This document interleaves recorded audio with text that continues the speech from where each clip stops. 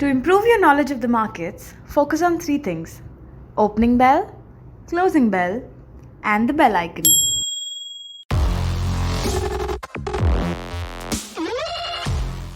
Welcome friends to this week's market outlook. आशा करता हूं कि आप लोग सब सकुशल होंगे। तो चलिए फिर शुरू करते हैं। सबसे पहले यूएस मार्केट्स की बात करूं तो यूएस मार्केट्स में हम लोगों ने एक सेलिंग प्रेशर देखा लास्ट वीक। डाउ जोन्स में 1.6% की मंदी, S&P 500 में 2.5% की सेलिंग देखी गई और नैस्डैक में करीब 4% की गिरावट हम लोगों ने देखी लास्ट वीक। नैस्डैक का ये वर्स्ट वीक परफॉर्मेंस था सिंस मार्च।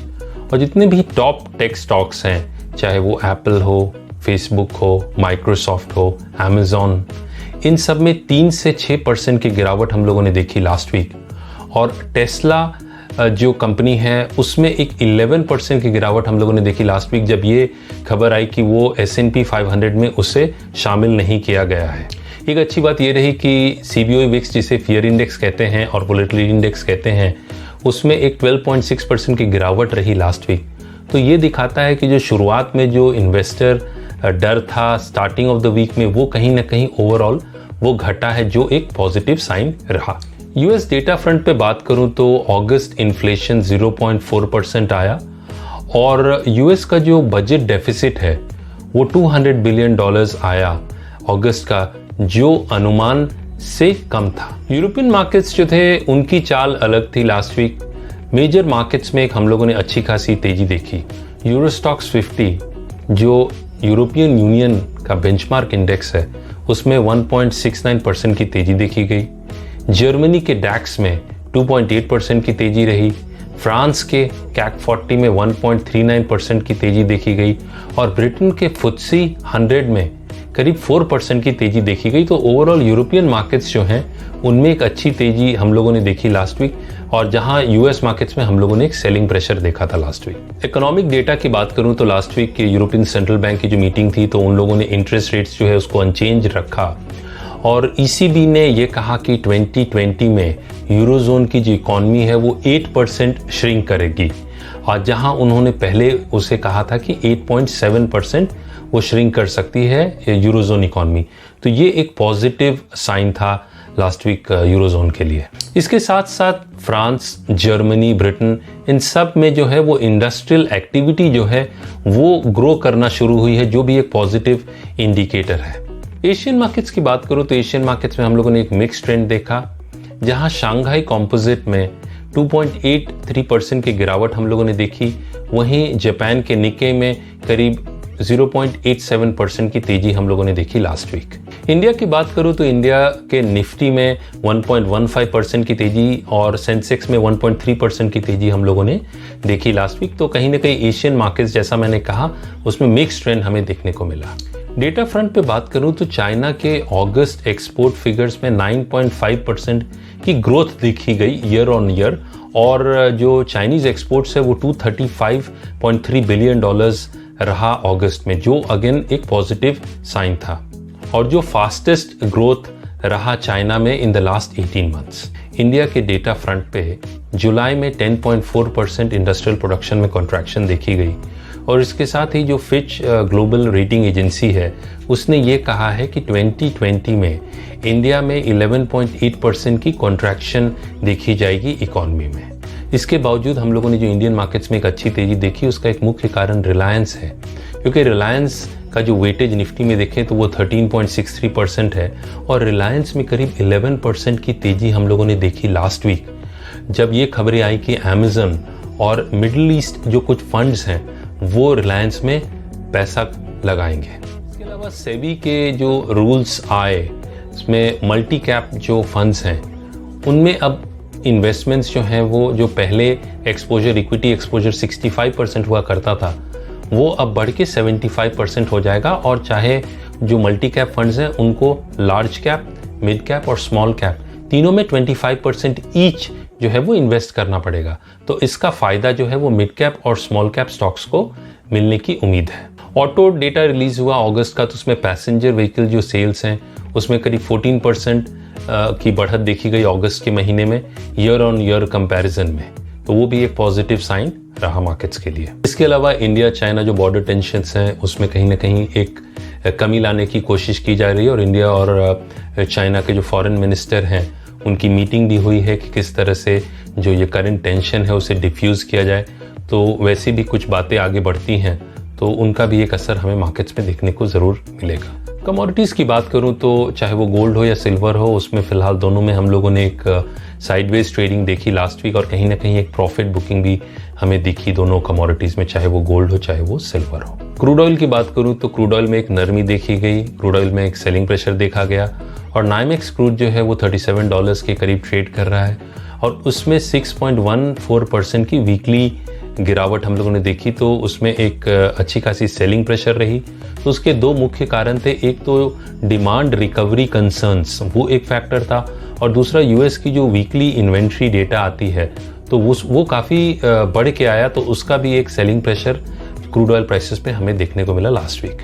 रुपया अगेंस्ट द डॉलर यदि बात करूं तो वो एक साइडवेज ट्रेड करता हुआ दिख रहा है, 72.50 और 74 के बीच में ही फिलहाल वो ट्रेड करता हुआ दिख रहा है और जो टेक्निकल इंडिकेटर्स है वो भी कहीं ना कहीं एक साइडवेज पैटर्न ही दिखा रहे हैं शॉर्ट टर्म में।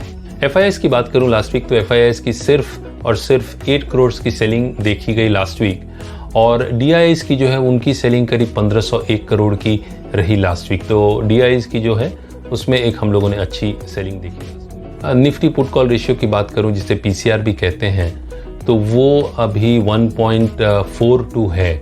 तो इसमें क्या होता है कि टोटल जितने भी टोटल पुट्स हैं, टोटल पुट का ओपन इंटरेस्ट और टोटल कॉल का जो ओपन इंटरेस्ट है वो लिया जाता है पुट कॉल रेशियो के लिए। तो ये कहीं ना कहीं ये बताता है कि मार्केट्स में भी बुलिशनेस रहेगा कि बेरिशनेस रहेगी। तो ये जितना ज़्यादा है तो इसे कॉन्ट्रा इंडिकेटर के रूप में भी देखा जाता है। तो 1.42 का मतलब ये हुआ कि पुट्स ज़्यादा है सिस्टम में और कहीं ना कहीं इसका मतलब है कि पुट राइटिंग भी बहुत ज़्यादा हुई है। तो ये एक पॉजिटिव साइन भी आप मार्केट्स में इसे देख सकते हैं। लेकिन कभी भी जब आप वॉल्यूम को यूज़ करते हैं या ओपन इंटरेस्ट को यूज़ करते हैं तो वो ये दोनों जो हैं वो सेकेंडरी इंडिकेटर्स हैं। जो प्राइमरी इंडिकेटर है वो प्राइस, तो कहीं ना कहीं आपको प्राइस ट्रेंड के साथ इसे मैच करके देखना होगा। ऑप्शन चेन की बात करूँ तो मंथली जो ऑप्शन सीरीज़ है निफ्टी का, उसमें 11,500 के कॉल ऑप्शन में और 11,000 के पुट ऑप्शन में सबसे ज़्यादा ओपन इंटरेस्ट देखा जा रहा है। तो सबसे ज़्यादा ओपन इंटरेस्ट बिल्टअप जो मंथली सीरीज में है वो 11,500 के कॉल और 11,100 के पुट में है। तो ये रेंज जो है, ये दायरा जो है वो काफ़ी इंपॉर्टेंट हो जाता है। Nifty energy index was the best performer last week जिसमें 3.29% की तेजी हम लोगों ने देखी।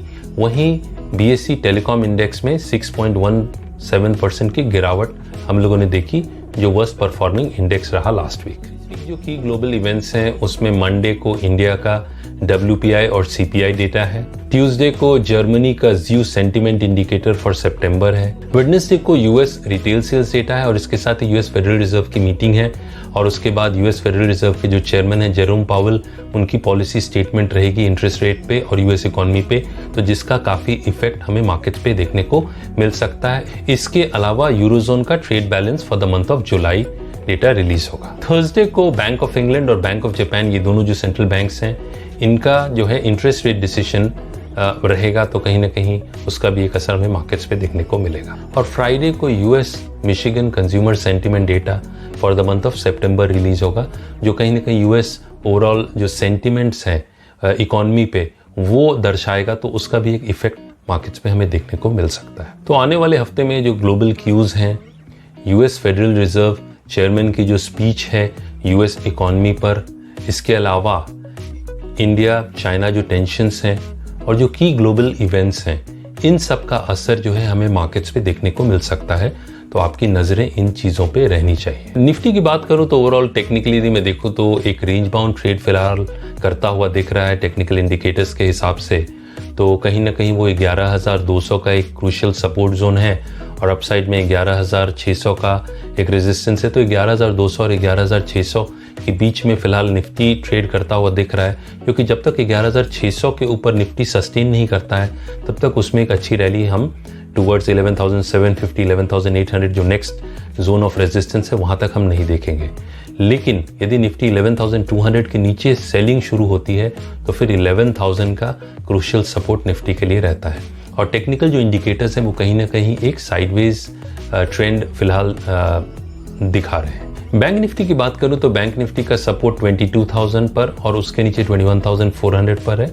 वहीं रेजिस्टेंस जो है वो 23,050 और उसके ऊपर 24,200 पर है। और दोनों में बात करूं तो Nifty is stronger as compare to bank Nifty, because Nifty का जैसा मैंने पहले भी कहा कि रिलायंस जो मेजर कॉन्ट्रीब्यूटर है, जो करीब 13.63% वेटेज है निफ्टी में, वो काफ़ी स्ट्रॉन्ग डिस्प्ले, उसकी जो परफॉर्मेंस जो रही है वो काफ़ी स्ट्रॉन्ग रही है पिछले कुछ हफ्तों में। तो आज के लिए इतना ही दोस्तों। आशा करता हूँ कि आपको ये एपिसोड पसंद आया होगा। यदि आप और ज़्यादा सीखना चाहते हैं तो सब्सक्राइब करना ना भूलें। जल्द मिलते हैं। Take care and stay safe. Thank you.